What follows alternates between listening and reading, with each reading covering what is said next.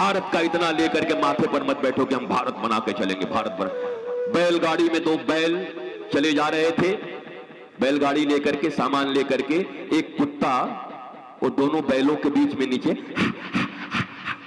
बैलों ने देखा क्या है बहुत देर से, बोला तू भाई क्यों आधे घंटे से नीचे? बोला सारा इतना भार है, इतना सब लेके। बोला तू जा रहा है? बोला तो बैलों को भी मस्ती सूझी।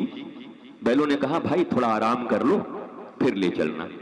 तो कुत्ता बैठा, बैल भी झूठ मूठ का आंख बंद किए, कुत्ता भी आंख बंद किया, नींद आ गई। और जब कुत्ता आंख खोला तो न गाड़ी थे न बैल थे, तब पता चला कि मैं झूठा ही हाँफ रहा था, गाड़ी तो बैल ले जा रहे थे। तो इस दुनिया में बड़े बहुत लोगों को ये भाव आ गया है कि मैं ही देश बचाऊंगा, मैं ही राष्ट्र बचाऊंगा, मेरे से ही समाज चलेगा। ध्यान रखा करना कहीं। अब ये हमेशा याद रखना, जब ये मन में भाव आए राष्ट्र हम ही बनाएंगे, तो ये हमेशा याद रखना।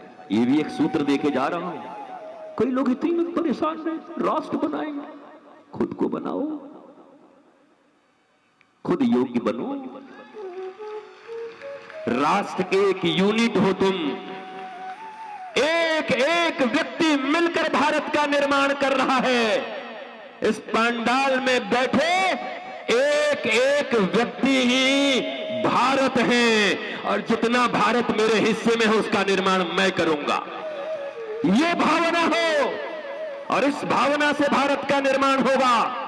इस भावना से पुनः भारत की खोई हुई प्राचीन गौरवशाली परंपरा, जहां बैलों के गले में जब घुंघरू जीवन का राग सुनाते हैं, गम को सगोर हो जाते हैं, खुशियों के कमल मुस्कुराते हैं। वो बैलों के गले में बंधी हुई घुंघरू, उसकी आवाज। तुम जानते हो पहिया का निर्माण किसने किया? चक्के पहिए का निर्माण भारत ने किया। भारत अपनी बैलगाड़ी में ही खुश था। सामान लेके जाए, किसान बेच के आए, मस्ती में रहे। कोई कहे गाड़ी ले लो, 8 चक्कर लग जाएगा, तो किसान बोला क्या करेंगे, इस जन्म में जितना हो रहा है, अगले जन्म में कर लेंगे, हम तो मौज में हैं जी, मस्ती में हैं, अलग से मस्ती की क्या जरूरत है। भारतीय सनातन परंपरा में जो पुनर्जन्म का हमारा अवधारणा है, ये मनुष्य को संतोषी बनाता है। हपसी नहीं बनते हम, लूट लूं, खा लूं, मर जाऊं इसी में, शरीर के सुख के लिए सब खत्म कर दूं, ये हमारी परंपरा नहीं है। और यहां तो आत्मज कहे जाते हैं पुत्र को। पिता जब जा भी रहा होता है तो आत्मज, आत्मज का अर्थ होता है मेरी ही आत्मा।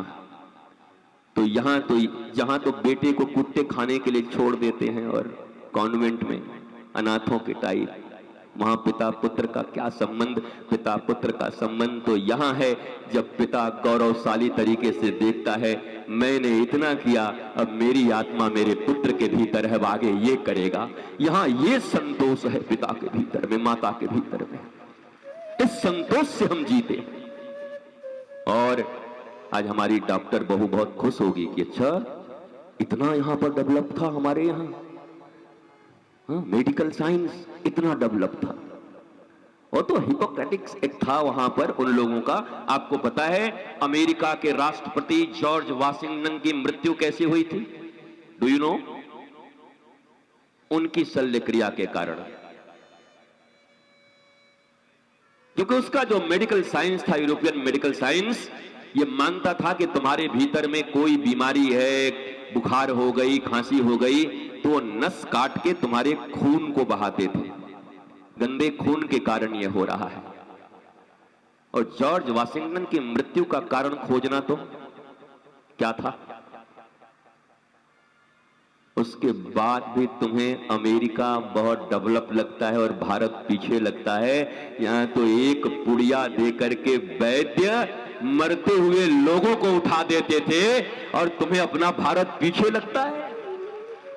पूरी की पूरी वनस्पति शास्त्र, वनस्पति विज्ञान, एक एक पत्तों के भीतर क्या है, यहां पर आयुर्वेद, नेचुरोपैथ, और हम तो कहते हैं कि बोलने नहीं आया, भारत के पास क्यूरोपैथ था। जैसे भी हो तुमको ठीक करने की विद्या भारत के पास थी, बाकियों के पास नहीं थी। क्यूरोपैथी, ठीक करूंगा चाहे जैसे ठीक होना।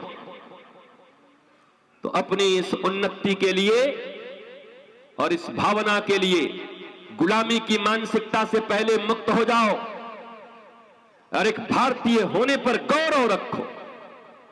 भारत का रहने वाला हूं, भारत की है प्रीत जहां की रीत सदा।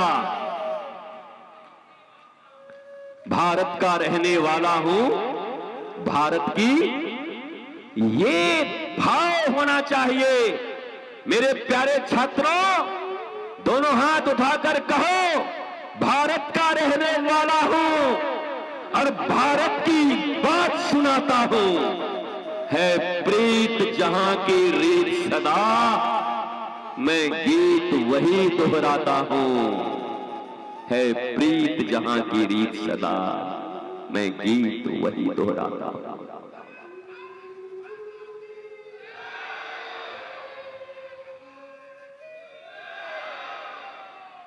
महाराज,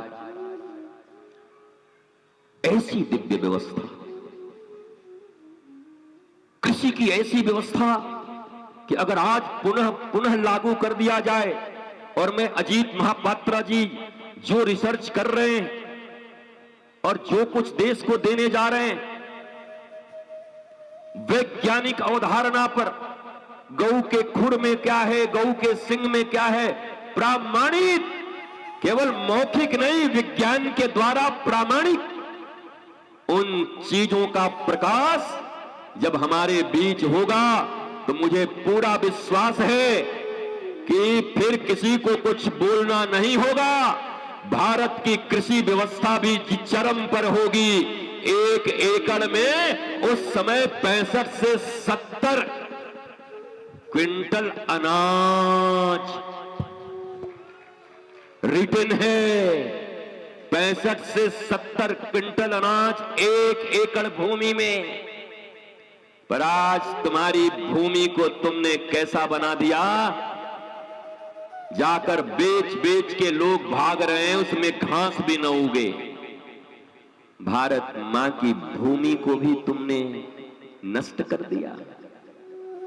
इतने पेस्टिसाइड्स, इतने जहर, इतना लोभ किस लिए था? खाने की कमी भारत को कभी नहीं थी। इस लोभ ने हमें हत्यारे की तरह खड़ा कर दिया। जस्ट लाइक अ मर्डरर, खुद के लिए ऑर्गेनिक और लोगों के लिए जहर। क्या ये भारत की संस्कृति है? क्या ये महाराज रघु की संस्कृति है?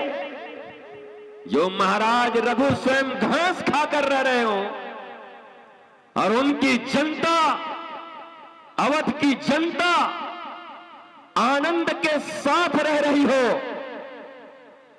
उस देश के लोग खुद के लिए ऑर्गेनिक और इसको जहर बनाने का काम भी पहले हमने किया। नहीं तो गांव के घर घर में ऑर्गेनिक फूड थे, एक एक अन्न के दाने ऑर्गेनिक थे, ताजी सब्जियां मिलती थी। यूरोपियन कंट्री की तरह ये पिज्जा और बर्गर खाने वाले लोग, वहां तो खेती ही नहीं होती। -40 डिग्री सेल्सियस पे जमीन पर बर्फ बिछी रहती है। 1.5 से 2 महीने बड़ी मुश्किल से कभी कभी सूर्य का दर्शन करते हैं तो गुड मॉर्निंग करते रहते हैं। अरे अपने यहां तो रोज ही सूर्य देवता आते हैं, रोज ही सुप्रभातम है, रोज गुड मॉर्निंग है। हमारी जलवायु, हमारे यहां 6 ऋतु, वो तो ऋतुओं में भी दरिद्र हैं, ठंडई में मर रहे हैं। 2 ही ऋतु है, 2 मच कोल्ड एंड कोल्ड, ये दो ही है, बहुत ठंडा और ठंडा। पर यहां गर्मी है, बसंत है, शरद है, बारिश है, अब कड़कड़ाती ठंड भी है।